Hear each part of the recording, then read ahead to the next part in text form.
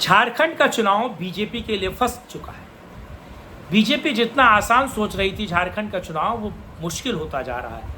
हो सकता है कि बीजेपी झारखंड का चुनाव हार जाए। जयराम महतो किस तरीके से एक ऐसे फैक्टर के तौर पर उभरे हैं जो जेएमएम को नहीं बीजेपी को ज़्यादा हानि पहुंचा रहे हैं, और किस तरीके से हेमंत विश्व शर्मा वर्सेस हेमंत सोरेन हो रहा है, और किस तरीके से झारखंड का चुनाव फंस चुका है। इस वीडियो को अंत तक देखिए।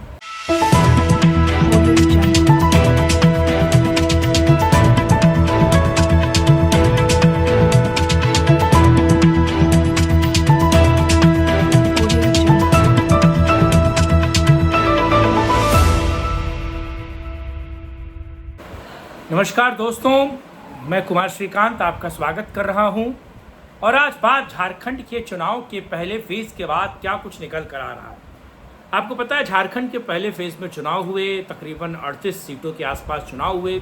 उसके बाद जयराम महतो, सीधे तौर पर कहा जाए तो किस तरीके से वो जेएमएम को नहीं बल्कि बीजेपी को नुकसान पहुंचा रहे, और बीजेपी के लिए किस तरीके से खतरे की घंटी है। और सीधे तौर पर अगर कहा जाए, जो पहले अलग अलग तरीक़ों से कहा जा रहा था कि कहीं ना कहीं बीजेपी ये चुनाव जीत जाएगी, एंटी इनकम्बेंसी का असर होगा।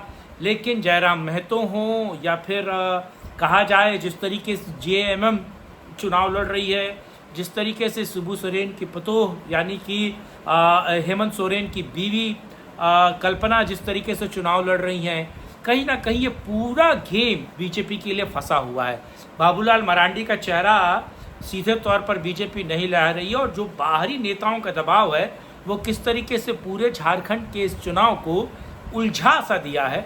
आज इसी मुद्दे पर बात करने जा रहा हूं। आप लोगों से अनुरोध है कि वीडियो को अंत तक देखिए, लाइक कीजिए, शेयर कीजिए, चैनल को सब्सक्राइब कीजिए। अपनी राय, अपनी बात आप कमेंट बॉक्स में रख सकते हैं, और अगर आप चाहें तो इस नंबर पर आप सपोर्ट सहयोग कर सकते हैं। दूसरा सबसे महत्वपूर्ण बात, अब मैं अपने टॉपिक पे आता हूँ। झारखंड का चुनाव काफ़ी दिलचस्प होता जा रहा है। जिस तरीके से झारखंड के लिए कहा जा रहा था कि झारखंड का चुनाव बीजेपी के लिए केक वॉक है और बीजेपी बेहतर तरीके से चुनाव प्रबंधन कर रही है, बीजेपी जीत जाएगी, बीजेपी को कोई हरा नहीं सकता, बीजेपी एक बेहतर तरीके से चुनाव को निकालती हुई दिख रही। जिस तरीके से चीज़ें निकल कर आ रही थी वो चीज़ें वास्तविक तौर पर कहा भी जा रहा था, और झारखंड में चुनाव में चीज़ें बन रही थी। लेकिन जिस तरीके से जयराम महतो वाला फैक्टर निकल कर आया, जयराम महतो ने किस तरीके से अपनी सीट लोकसभा की भी निकाली, उसके बाद उन्होंने 6 ऐसे उम्मीदवार विधानसभा में खड़े किए। अभी अगर देखा जाए तो कुल मिला के 10 कैंडिडेट हैं जिन पे उन पे सीधे या उनकी पार्टी के द्वारा समर्थन है।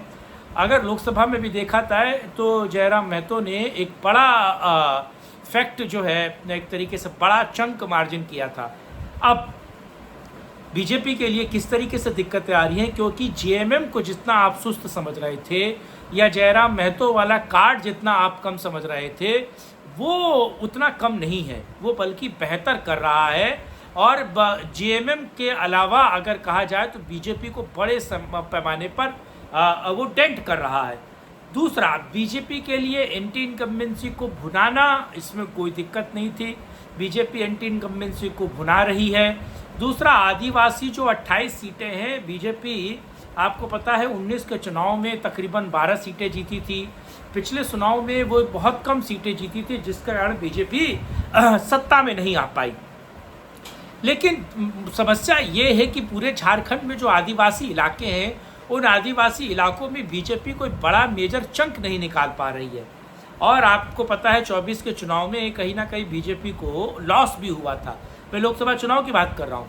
तो आपको पता है कि पूरे के पूरे झारखंड चुनाव में बीजेपी का गणित बड़ा खिसका नज़र आ रहा था। इसीलिए बीजेपी ने मुस्लिम वर्सेस हिंदू करने की कोशिश की, और जिस तरीके से कहा जाए जमाई टोला की बात की गई, और हेमंत विश्व शर्मा ने जिस तरीके से बांग्लादेशी घुसपैठ की बात की, एनआरसी की बात की, आदिवासियों की बेटियों की बात की, और कहा जा रहा था कि बांग्लादेशी आदिवासियों की बेटियों से ब्याह करके उनको ले जा रहे हैं, बेटी छीन रहे हैं। जेएमएम इस पर भी मुखर थी, और बीजेपी ने बेटी छीनने की बात की, और जिस तरीके से बहुत बड़े पैमाने पर माइग्रेशन की बात की, रोजगार की बात की, तमाम तरह की चीज़ें चल रही है और बीजेपी 5 साल की एंटी इनकम्बेंसी को बनाने की कोशिश भी कर रही थी।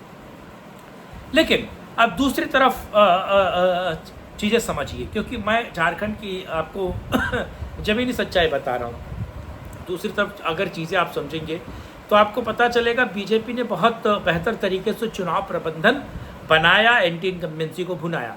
लेकिन आप समझिए हेमंत सोरेन जो हैं, जब बीजेपी सीधे तौर पर अगर कहा जाए तो ईडी उनको जेल भेजती है और वो जेल से बाहर आते हैं और जेल से बाहर आने के बाद उनकी दाढ़ी जो है वो अपने पिता की तरह होती है, शिबू सोरेन की तरह।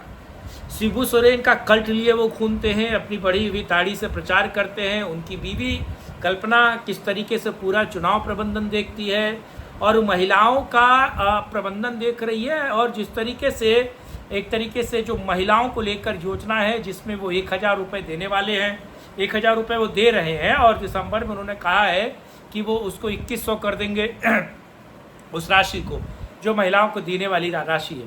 तो इसको लेकर बीजेपी में भी चीज़ें निकल रही हैं, बीजेपी भी अलग तरीके से चीज़ें देख रही है, बीजेपी भी बात कर रही है, अंतर्घात बहुत सारी चीज़ें हो रही है। लेकिन बड़ा सवाल, इसमें बड़ा अहम सवाल ये है कि क्या वाकई बीजेपी इस पूरी चीज़ों को बना पाएगी, बेहतर तरीके से खेल पाएगी, क्योंकि जेएमएम बेहतर तरीके से चुनाव लड़ रही है।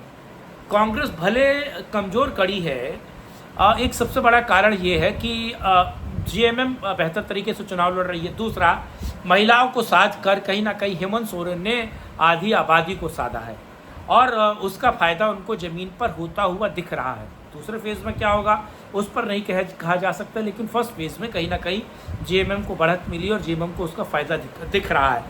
तीसरा सबसे महत्वपूर्ण बात, जिस तरीके से आदिवासियों से अब वो कनेक्ट कर रहे हैं हेमंत सोरेन, और जिस तरीके से आदिवासियों को अपने पाले में लाकर पूरा चुनाव एक तरीके से उसको मोबिलाइज करने की कोशिश कर रहे हैं, वो एक बड़ी खतरे की घंटी है बीजेपी के लिए। बीजेपी इसका काट कैसे करती है, और जो बाहर के आए हुए नेता हैं, वो शिवराज सिंह चौहान हो या हेमंत विश्वकर्मा हो, हेमंता हो, वो इसका काट किस तरीके। और इसमें भी कोई दो राय नहीं कि वहाँ के लोकल नेता जो हैं वो पीछे हो गए, फ्रंट पे राष्ट्रीय नेता आ गए हैं।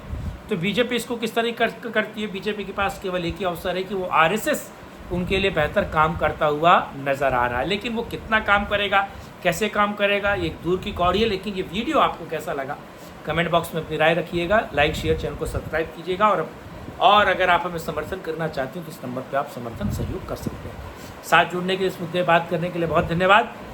नमस्कार, जय हिंद।